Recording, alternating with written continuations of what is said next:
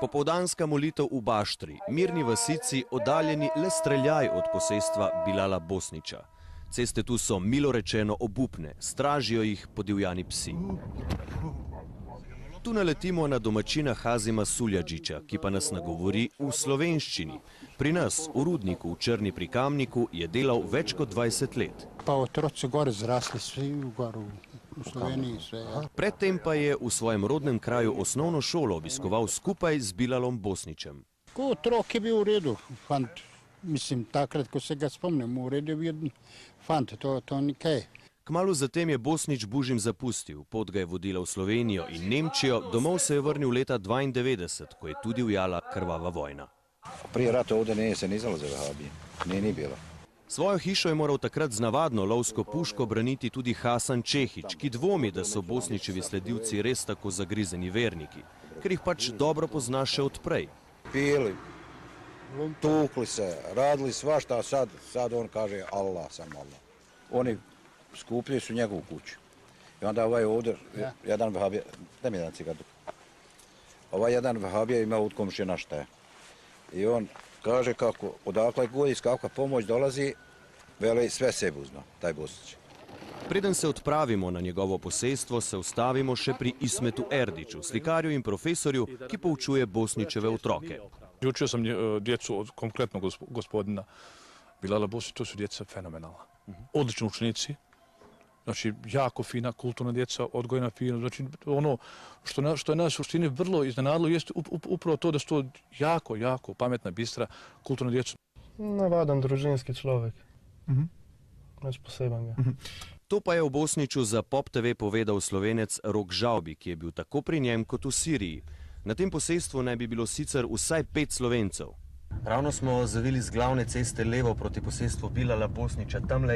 Tam naj bi živele njegove 4 žene in skoraj 20 otrok. Vprašanje pa je, če nas bodo lepo sprejeli. Glede na to, da imajo v zadnjem mesecu tu precej obiskov. 3. septembra so specialci takole odpeljali glavo družine. Zdaj se počasi približujemo posestvu.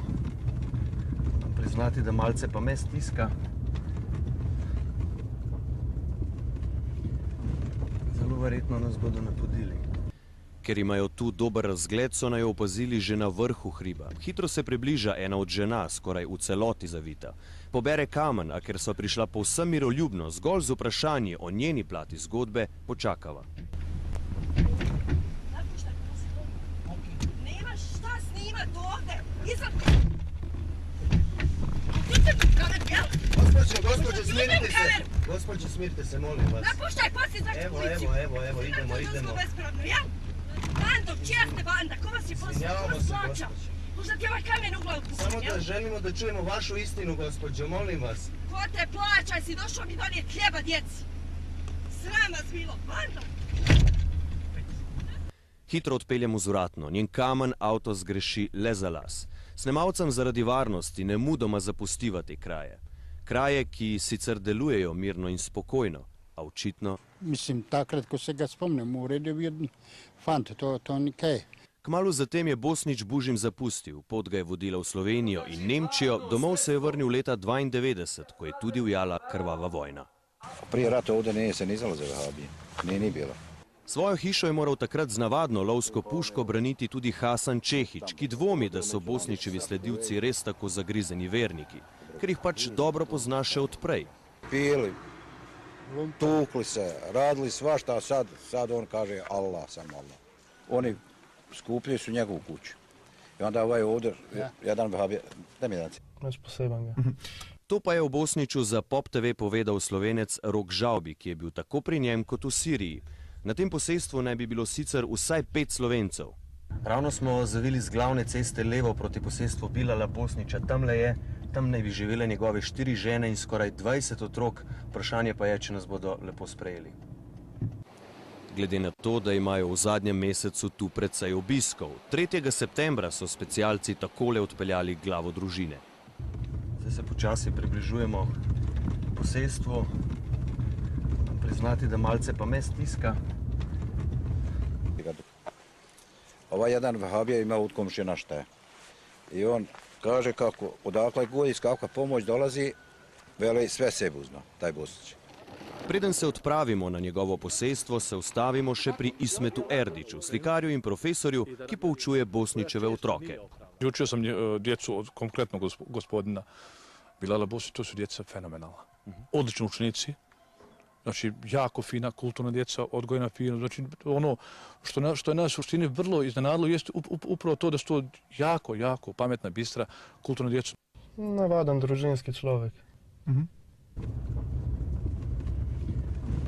Zelo verjetno nas bodo napodili. Ker imajo tu dober razgled, so naj opazili že na vrhu hriba. Hitro se približa ena od žena, skoraj v celoti zavita. Pobere kamen, a ker so prišla povsem miroljubno, zgolj z vprašanji o njeni plati zgodbe, počakava. Nemaš šta snimat ovde! Izad!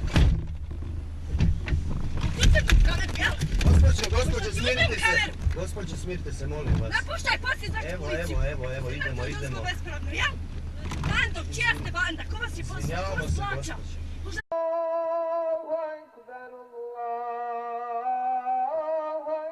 Popoldanska molitev v Baštri, mirni vasici, oddaljeni le streljaj od posestva Bilala Bosnića.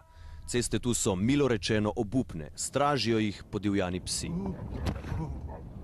Tu naletimo na domačina Hazima Suljadžića, ki pa nas nagovori v slovenščini.